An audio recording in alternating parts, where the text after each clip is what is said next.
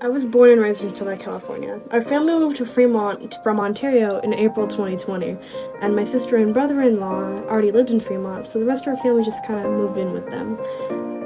Since it was when COVID-19 was in full swing, I never really left the apartment. Even after our whole family moved to San Jose in 2021, I didn't really leave the house until school started in August. It goes without saying that my chair is squeaky.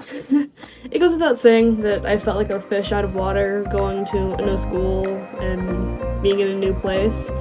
And what added to the feeling was the fact that I was now surrounded by a culture I didn't really know anything about, and languages I hadn't heard in my life, and things I'd never seen. It was all just different than what I was used to. And but within a few months of starting school, I found myself a really nice friend group. And they were all Vietnamese or part Vietnamese, and they all kind of had this shared experience of being Vietnamese Americans that I clearly couldn't relate to. And to be honest, I was probably pretty annoying in the beginning. I had a lot of questions. A lot of them were probably really dumb in hindsight, and a lot of jokes have been made about me. But outside the jokes, they really were understanding that I just didn't come from a Vietnamese background, and I wasn't really surrounded by the culture growing up. The first time I went to my friend's house was for her birthday party, and it was, of course it was, but it was different than the home I'd grown up in. The pile of shoes at the door, the table in the entryway, with a bowl of offerings to Bố Đại, which my friend also described as a laughing Buddha. And there was a shelf in a different area of the living room with a statue and offerings to Guan Yin, a figure, and I took this from the internet, synonymous with I forgot I put that really long word in. Bodhisattva Avauswara. The pinnacle of mercy, compassion, kindness, and love. When it came time for dinner, the house was filled with smells I'd never smelled before, and it was wonderful. It smelled so good. Her house still smells really good when I go over there. But moving on, the foods my mother wouldn't eat, so our family doesn't eat them.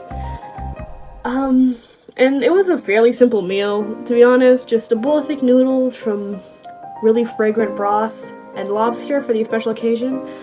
I still think it's one of the best meals I've ever had. It was delectable. Most of the Vietnamese dishes my friends have shared with me I have just loved.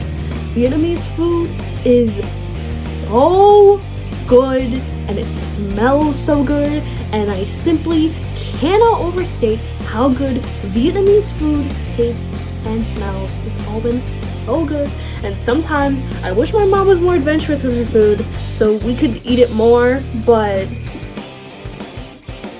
it is what it is. But moral of the story, Vietnamese food is absolutely delicious, and I will not stop reiterating this. And I remember the first time I'd gone to another one of my friends' houses. I had mentioned I'd never had pho before, and well, I can't remember if it was the second or third time I went over, but the next time I came over, they had this like little sauce bowl, and they put like a little spoonful of pho in there, like it was a like Costco sample, and it was so cute, and it was actually really good. But that was just very sweet, and I appreciated that a lot. And I can't remember if it was the first time or the second time I went over to that friend's place.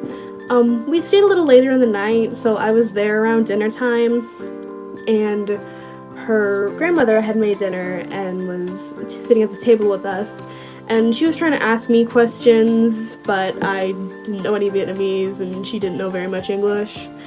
And she was trying to ask me questions, asking if I knew Viet, and I didn't, so my other friends had to be kind of translators.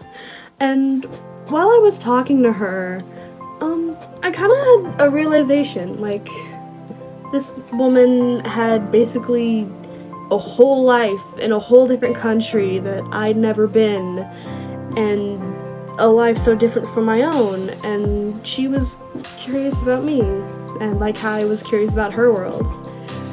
And even now, I still feel some of the imposter syndrome in the sense of feeling like an outsider, being surrounded by cultures I'm not a part of. But to be honest, I doubt that will ever go away fully, just because it is what it is. I mean, it never really has gone away. I've always kind of felt like that. I grew up in a place where most everyone I knew who was Hispanic. Southern California, we were pretty close to the border to Mexico. A lot of Mexican kids where I grew up. I was friends with like one of the only 2-3 white kids in my class. Like, grade. Wasn't a lot of us. We were kind of all pushed together. I'd grown up like that, so that's what home was. Even if I was surrounded by a different culture, it was one I was used to. But curiously, during my most recent trip to SoCal, when I was visiting my grandparents, I felt imposter syndrome again. But this way, I felt coming from San Jose to there, which was weird. If that makes any sense.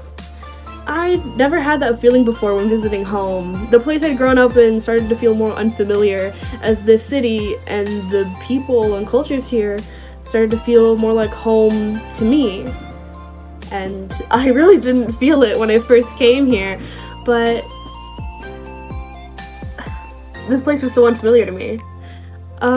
But I do feel like this place and this city really is becoming home to me.